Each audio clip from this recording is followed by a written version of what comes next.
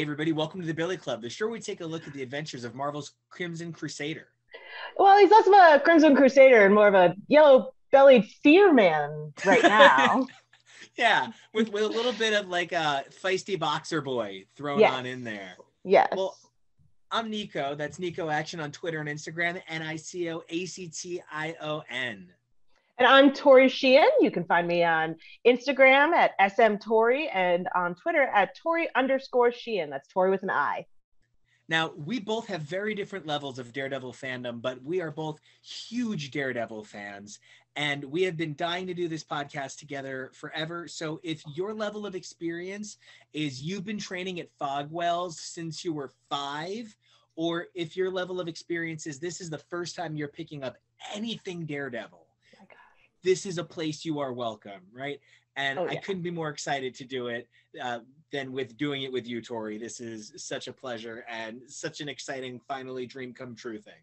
It's just so much fun to get to have someone who knows it so well to kind of guide me through this and tell me like where to not put too much of my attention.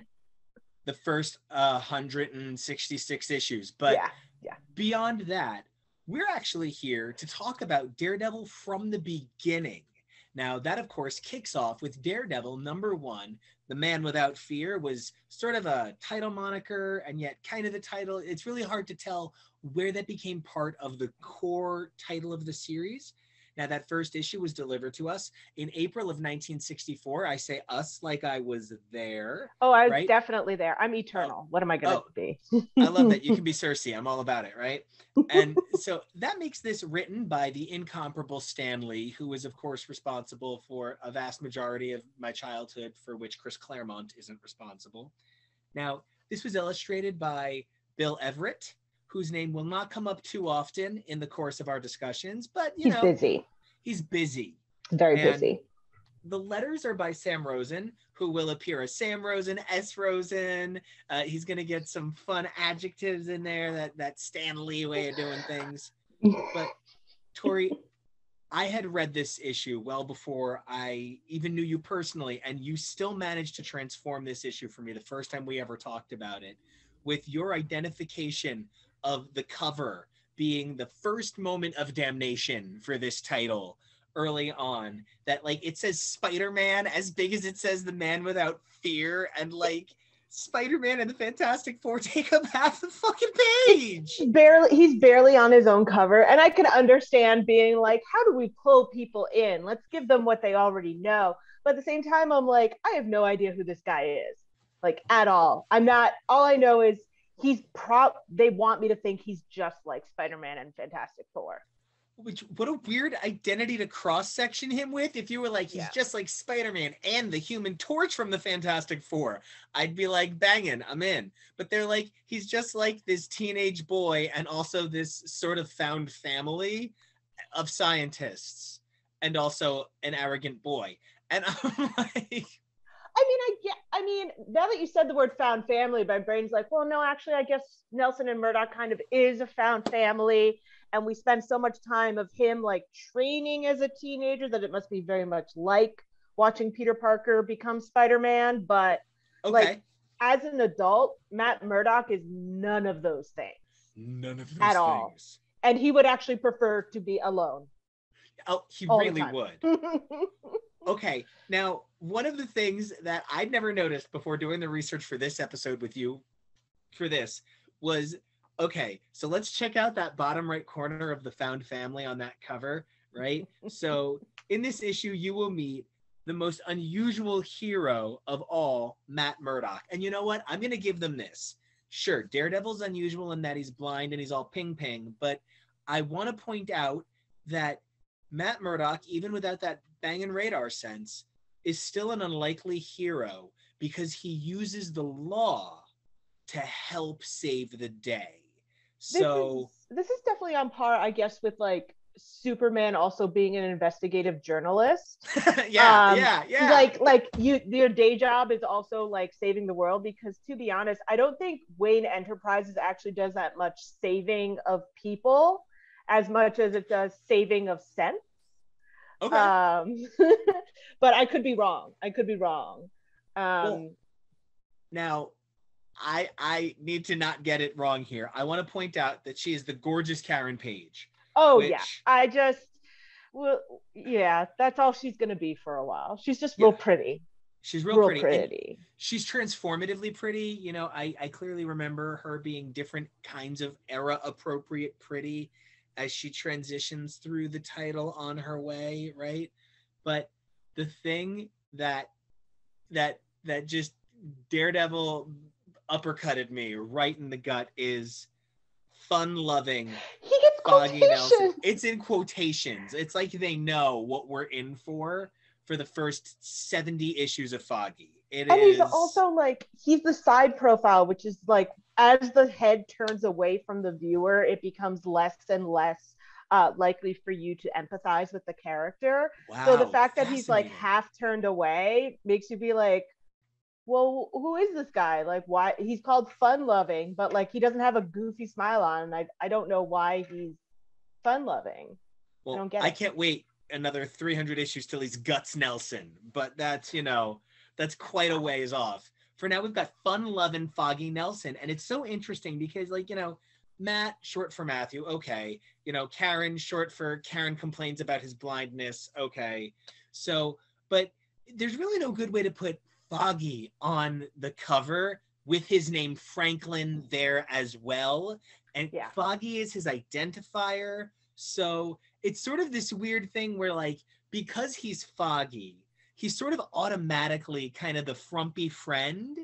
And there's not much he can do about that for the next 60 years. It is really interesting that they give Matt Murdock the frumpy friend, because I guess it's to highlight that he's still smooth and suave and likable by the ladies, even though he's blind and blind, which is just like, oh my goodness, a Cyrano level of offense. Absolutely.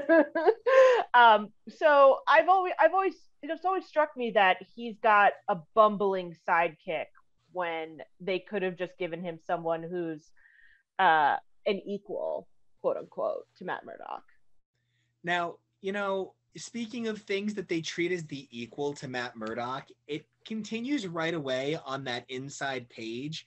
That front page fucking kills me. Now, I know we're talking about the 1960s and the 1970s, which is the era of the frontispiece. And, like, I love me a good frontispiece. Bill Sienkiewicz feeds an entire country with the goodness that is his frontispieces. Yes. Right? But this one kind of fucks me silly. And here's the thing about it. First of all, the biggest thing on this page is the phrase, the origin of Daredevil, which is off the bat a questionable choice. If your presentation is 40% oversized letters, you didn't really have enough for your page. No. And also, you redrew the same image from the front page. The same one. It's the same fucking one. Like today, in by fewer today's colors. standards, in fewer colors. Today's standards, we would be like, that is absolutely a trace and grab. Like that is, they just used the same image from the cover. But speaking of using the same image from the cover, further down, they fucking still find a way to put Spider-Man on this cover. In case you missed it, I also want to point out that the Fantastic Four are on that cover. They are. So this is one of those things, like the top is still spinning, and I don't know how many layers this goes deep. But very clearly, we're operating under the assumption that Marvel has some sort of perspective going into this motherfucker that you're going to only want to buy this if you feel like you missed out on Amazing Spider-Man. And I don't know what to do with that. Clearly, I love my boy. So I know. He's a good guy. He's a good guy. Wasn't this also like a bi-monthly issue? Like it showed up every other month?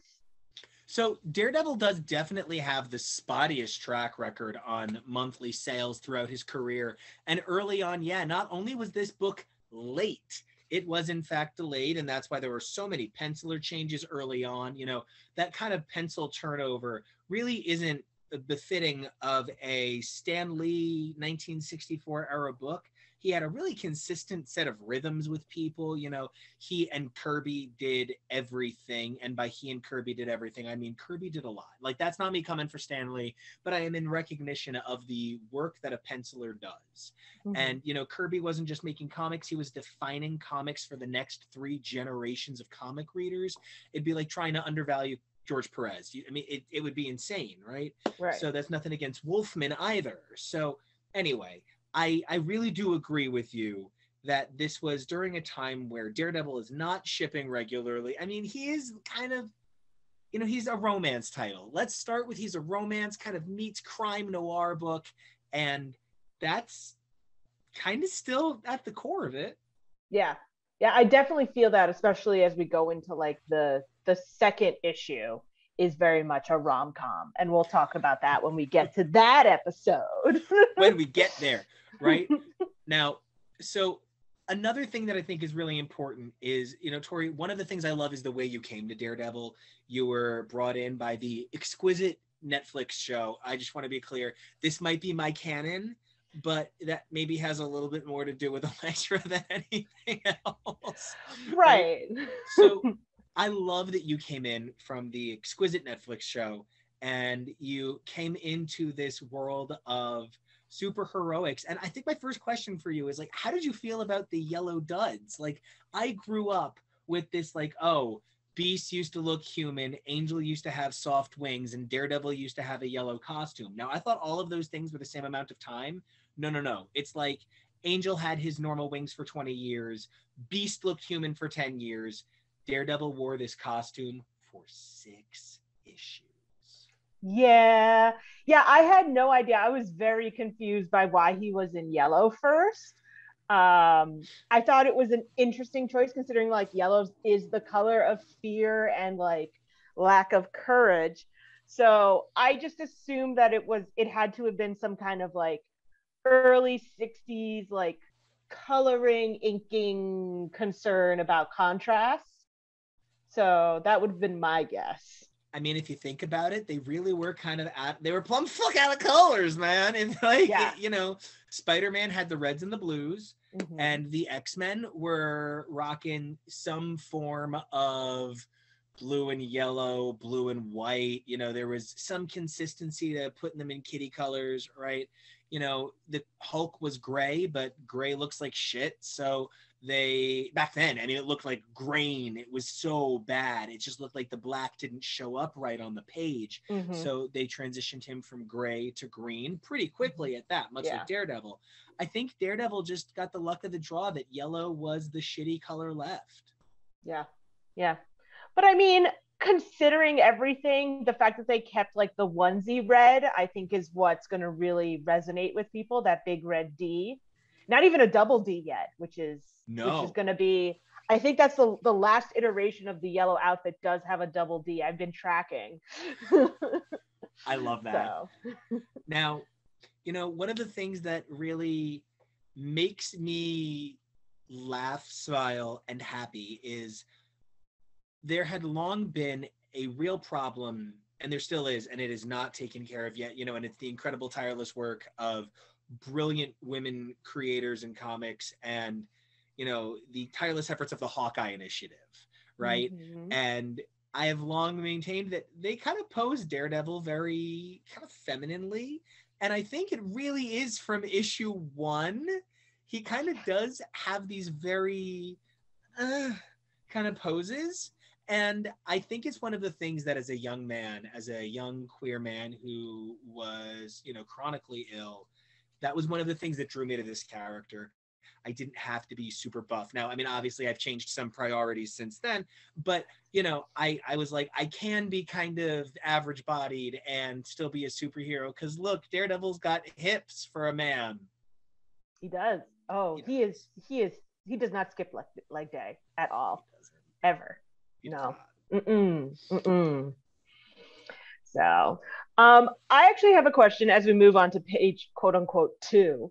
Is there a reason why we have Fogwell's Jim and Foggy Nelson? So, okay.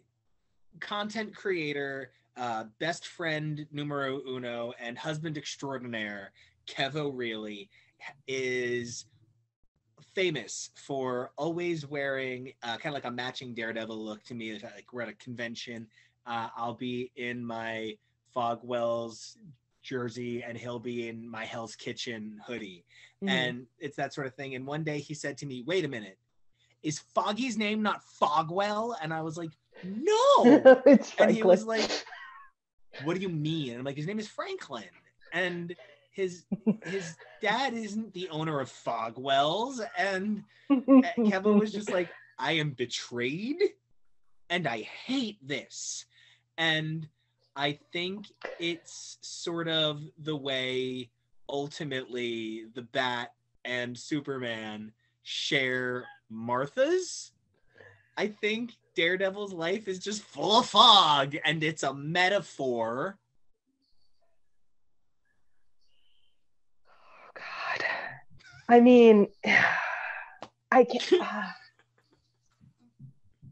I just. Well, how do you feel about this initial sort of, you know, it's not a good sequence, but it does set up, it sets up why the yellow suit is valuable, because in an otherwise sort of gymnastic-y circus of crime kind of fight sequence, Daredevil pops on the page. Oh yeah, you can always see him. He can't see you, but you can see him. I love it. So speaking of people it's hard to take seriously, this early Daredevil fight is really indicative of a problem that Daredevil is going to have for a decade, which is it's tough to make these villains stick. The Fixer as his first villain, you know, the Avengers' first villain is fucking Loki. Yep. And the X-Men's first villain is fucking Magneto. And, you know, Captain America's first fucking villain is Hitler. Yeah. And Daredevil's is a guy with a cholesterol problem. For me, coming from the Daredevil series on Netflix, I was very shocked that the Fixer wasn't like some form of Wilson Fisk. It could have been if Wilson Fisk even existed yet, which I'm told he does not. He does not.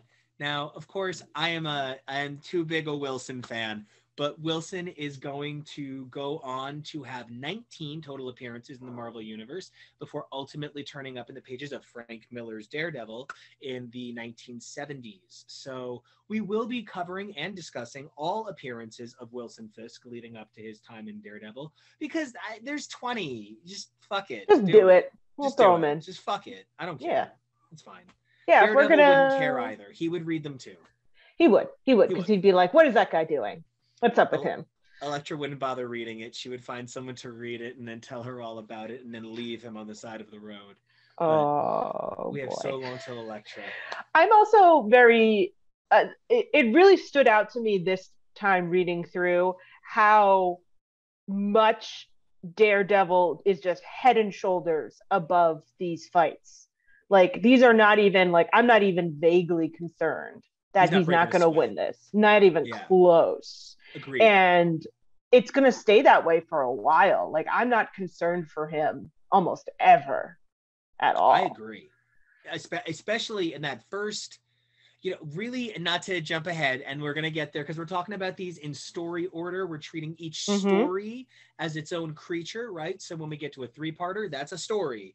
Each individual 1-parter along the way is a story. Now, so I don't want to get too far ahead of myself, but the first time I really feel like Daredevil is like, is the Khazar stuff. I think that's the first time where he's really outmatched. He's in a foreign element. He's not really aware of his surrounding, and we'll get to it. But, you know, one of the things about this issue that is so fascinating is this issue is really going to somehow go from 22 pretty standard noirish pages to sometimes 6-issue miniseries and, you know, retellings for 30, 40, 50 fucking years before this all gets heavily revised. And, you know, the age mat gets blinded, sometimes moves up, it moves down. But the core of this block of issue 1, that sort of page 7 to page, I don't know, 12, that whole kind of, he gets blinded. You learn about his father, who was a boxer. I'll admit, because of the fluid relationship of the narrative with age, some of the I'm going to be the buffest 6-year-old, which I don't fucking understand what Stan was thinking. I just, he, is this what kids in the 60s did? Because I know there was that, like, don't be a 90-pound weakling, try this powder. Charles Atlas, which, I mean, that did ultimately have a massive impact on me. So, like, I get it, but this is a weird bit of inclusive fantasy that I think is interesting. And, we still see it coming from Marvel for about 30 years with kids that can transform into adults. So I do understand the idea of putting the power of strength and ability in a child's hands, right?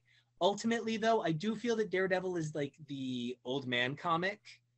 I do think that it is the least child oriented, not child friendly. I just don't like if Daredevil in the 1960s was rated PG-13, it's for adult themes, not violence. Yes. And that's, I think, like, I don't know. I just think these 6 pages in some ways tell it the best because it tells it real fucking fast. How do you feel about this interpretation of the Daredevil origin, which is such a core central part of the narrative of the character? I think that it plays out sort of like it feels like he gets his superpowers from realizing that he can work out as well as read books. Because the montage is there. The montage is not after he's blind. The montage is after he's like, I can fight back. And so to me, like, it's the superpower is realizing that he can throw a punch just like his dad.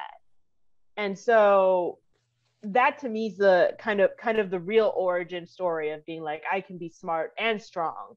And then the accident just sort of reiterates the whole thing and gives us some turtles later. So I'm into it. It does happen very, very fast. And, so when we talk about the ways that these characters are influenced, defined, reinterpreted, and imagined by their parentage, right? Not to because, I'm really lucky my dad got me into comics. So my only real daddy issues involve bags and boards, right? Now, Daredevil, though, is a character defined by his daddy issues forever. When I think about how Bruce Wayne is defined by his father, in a cultural understanding, it's he became an industrialist like his father. When I think about the ways how is Superman defined by his father, culturally at least, it's by the notion that Superman is on a mission of peace because his father sent him, and then he was raised by salt of the earth, Jonathan Kent, so that other father figure raised him to be a good man. Mm-hmm. And if you do happen to know that Batlin Jack Murdock, my, fucking favorite worst father of the year, best father of the year hybrid, if you know he's a boxer, I don't know that you even know how much he influences Matt as, into the kind of like fucked up vigilante he becomes. I think the father that really fucks up Matt Murdock is the capital F father of God, and the guilt and the Catholicism that really is his father issues. Beautiful. Thank you. I have an English degree. Man, and does it show? Does it show? But yeah, like, to me, that's where it's at. That Matt, his dad like forces him. It's like, you're gonna study, you're gonna be better than your old man, you're gonna make something of yourself, you're gonna get out of these streets, blah blah blah.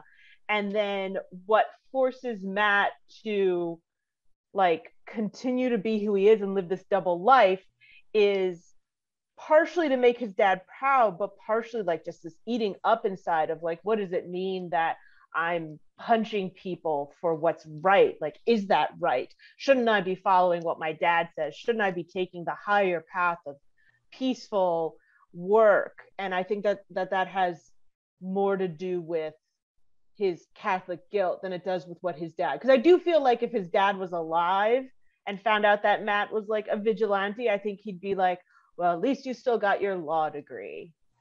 He would find a way to kind of, because that's such the core of Jack. And that's why so many writers have returned to Jack over the years, and not just in the pages of Daredevil, but in the pages of Battling Jack Murdock, a miniseries that came out a number of years ago.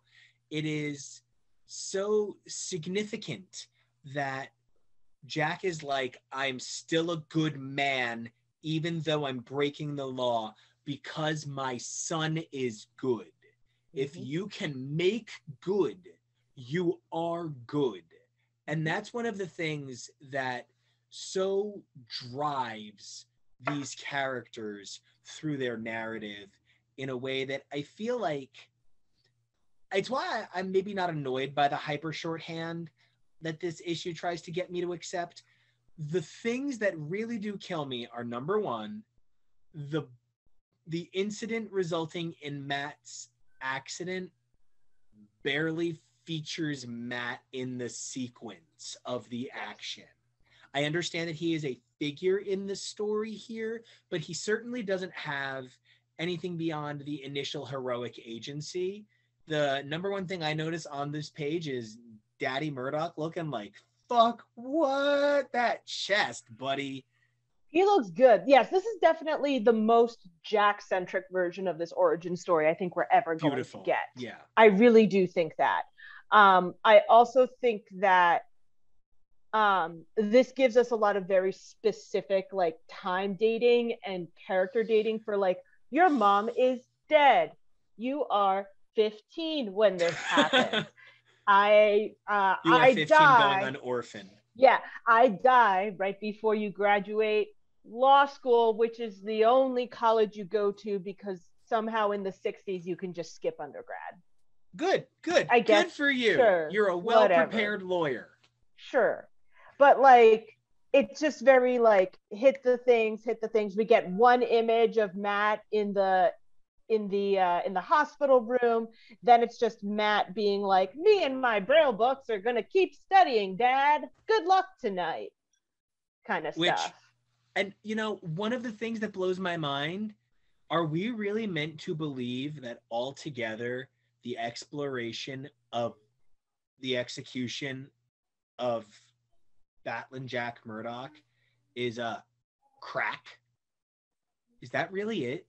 That gunshot noise is the execution of Matt's father, which sets the narrative forward in such an explicit way. There's like fucking pinups of the goddamn Waynes being mowed down in the street like animals, right? There are beautiful pictorial tributes to goddamn Uncle Ben dying Bucky. In Spider-Man's arms. But Daredevil's dad dies in darkness, which I have to wonder if is a reflection of Matt's inability to see the loss of his father, or if it's a reflection of Marvel style, which was write a plot, let the artist draw it however they want, and then the writer reassembles it in their own personal order. And so I gotta wonder if this was at some point all in order, rearranged, and you know, that's what said Jack's dead crack. I mean, but then we also get a very untimely end of his fight against the guy who killed him. So like, it's all just sort of going out with a whimper on these. And I need to comment a little bit because I agree that there's really not a whole lot more to this issue. It's unfortunately a lot of very generic setup. We come to understand that Karen wishes Matt just wasn't blind because he's a cutie. Do we even have that yet? I need to repoke it. Hang on, let me keep scrolling. On page 19, she says, it just seems that he needs someone to look after him. Yep. And so she already kind of has her like savior complex. And what a Karen. What a Karen. And we've got Foggy kind of, even in the art, and I understand that that might not have been the point at the time, but even in the art, he's kind of lurking behind her. He's always there. Yeah, it gives you that uncomfortable feeling that is so 1960s comic centric. And I just kind of feel like right up until that moment where Daredevil is just sort of like, fine, that dumb bastard had a heart attack. Fine. Saves the courts the cost of a trial. And I'm like, that doesn't make him sound hard. That makes him sound pretty okay with murder. Yeah. Yeah. Like, I can definitely see where people are like, Daredevil has a dark side. And I was like, well, I mean, he encouraged his dad's killer to like have a heart attack. I mean, you could go darker. You know. Yeah. He could have pushed him in front of the subway car. And I maybe think that the real enemy here is a life of trans fats and amphetamines and like probably a lot of bourbon. And I don't imagine he hits the health club or does any of the repairs on his own home. I feel like not much of a real fixer. Not much of a real fixer. Exactly. Right. So, you know, I think in so many ways it's such an interesting issue because the best line in the entire issue is on the last page when Matt says, "The name's Daredevil, remember it. You'll be hearing it again, I promise." Because it is kind of a promise. Remember it, because I need some time, and then you're going to hear it again, and then we can be friends. But, you know, Daredevil is a really hard sell from issue 1. I think in a lot of ways, if this wasn't like such a seminal issue for so many people, because it introduces this wealth of characters, really just 4. You know, a lot of the people that get inserted into this story aren't here, and you only know like half of them. So many people get inserted into this narrative that just don't exist yet. Yeah, I definitely feel like this is kind of a blank slate for anything.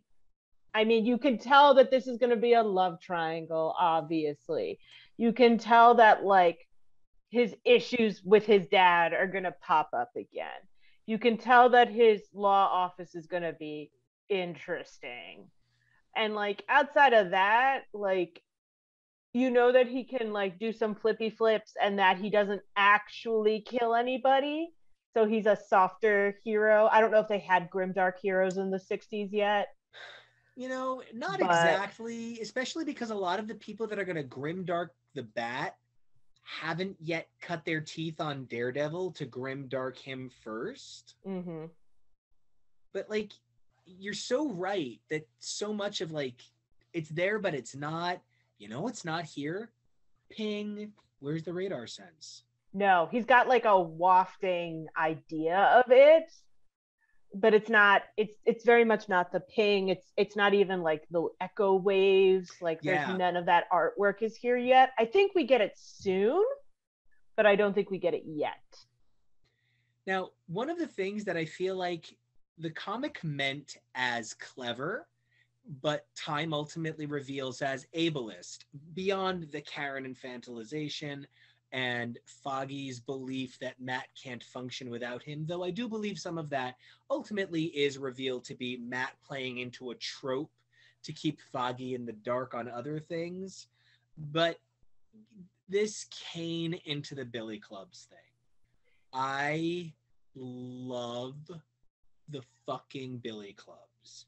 But this idea that the Kane, as an extension of his blindness, if a blind person told me this was okay, I would feel okay with it. But the reality is this was shaped by 3-sighted people. And I'm unsure how I feel about heroically, fascistically accessorizing the blind. Yeah, I mean, to me, it's a tough one because on the one hand, where else are you going to keep them? We like Daredevil we'll get into it. But Daredevil has a weird thing where he kind of always has to keep his stuff on him. And how do you do that in a 3-piece lawyer suit? So like it makes sense sort of that it's there, and it's a very cute thing, and then you can fit a lot of stuff in it. It becomes like the gadget belt. Like it makes comic book sense. But yes, from a like ableism and what do we think of this? I think I don't have the right perspective to be able to properly comment on it, unfortunately. I agree. And you know, outside of some pretty clunky moments in the art, like I have for many years thought that the bottom right panel of page 23 of digital, which is the penultimate page of the issue, sort of looks like a wizard Daredevil is flying through the air on a floating gurney. And I don't know what the fuck I'm looking There's at. a couple of those in the goon fight in the beginning at Fogwell's gym. There are many times where he's just sort of like Supermaning into someone, or like hitting their butt with his butt or something. Like there's just, it's not as well done as we've become used to these days. But I guess back then it might have been cool. Well, and you know, that last panel with the Daredevil vague horns on the imposing shadow. The shadow's perfect. It's, you know, there really are so many moments in this issue that tell us what we can look forward to.